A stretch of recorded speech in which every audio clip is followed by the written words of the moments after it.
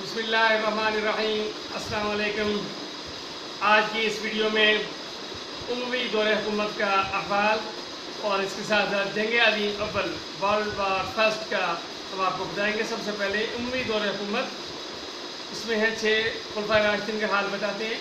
सबसे पहले है अब्दुल मलिक बिन मरवान, फिर है वलीद बिन अब्दुल मलिक, फिर है सुलेमान बिन अब्दुल मलिक, फिर हज़रत उमर बिन अब्दुल अज़ीज़, फिर उसके बाद यजीद बिन अब्दुल मलिक और आखिर में हशाम बिन अब्दुल मलिक। हशाम बिन अब्दुल मलिक ने 125 हिजरी में वफ़ात पाई। उमवियों के इन 6 खुलफा की मजमूई मुद्दत 50 साल के करीब होती है। इन 50 सालों में मुसलमानों ने हर किस्म की दीनी व दुनियावी तरक्की की। मराकश से लेकर सिंध और बल्ख और चीन तक उस ज़माने की करीबन तमाम मुतमद्दन दुनिया पर इस्लामी फतूहात का झंडा लहरा रहा था। अब दूसरे से में जंग अज़ीम अव्वल, इसका आपको बताते हैं। उस वक्त सबसे बड़ा साम्राज्य बरतानिया था, जो दुनिया की 25% से ज़्यादा वसाइल पर काबिज़ था और अपनी कॉलोनियों की मज़ीद वसअत में मसरूफ़ था। यानी दूसरे ममालिक के वसाइल पर कब्ज़ा करने के साथ इनकी अफरादी क़ुव्वत को ग़ुलाम बनाकर जंगों में इस्तेमाल करना। हकीकत यह है, सरमायादारा निज़ाम में किसी का पेट किसी सूरत में नहीं भरता और सबसे ज़्यादा जंग अज़ीम छेड़ने का कसूरवार बरतानिया ही था। जंग अज़ीम अव्वल 28 जुलाई 1914 को शुरू हुई और 11 नवंबर 1918 को ख़त्म हुई। इस जंग में 17 मिलियन लोग मारे गए, 11 मिलियन फौजी और 6 मिलियन आम लोग शामिल थे। 20 मिलियन लोग ज़ख्मी हुए। यह तारीख की हौलनाक और खूनरेज़ जंग थी। 2 बड़े क़ुव्वतें थीं।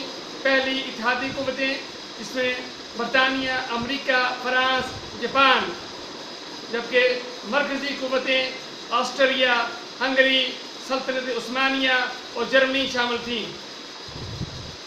पहली जंग अज़ीम को पहले जंग अज़ीम सल्तनत का कब्रिस्तान भी कहलाता है। इस जंग के बाद बहुत सारी कदीम सल्तनतें गायब हो गईं। सबसे पहले जर्मनी और उसके बाद ऑस्ट्रिया और हंगरी। जंग के इख्तिताम पर बरतानिया, फ्रांस और अमेरिका ने जर्मनी पर इल्ज़ामात लगाकर भारी मुआवजा भी वसूल किया। इस जंग में मुत्तहिदा हिंदुस्तान की सारी दौलत को इस्तेमाल किया गया। बाद में कैद साली की वजह से लाखों लोग कैद की वजह से मौत का शिकार हुए।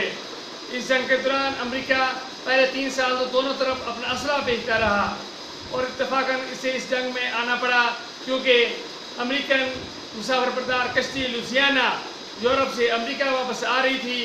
जर्मन आबदोज ने इस पर हमला कर दिया। बहर न्यूज़ में 1200 अमरीकी लुकमा अजर हो गए।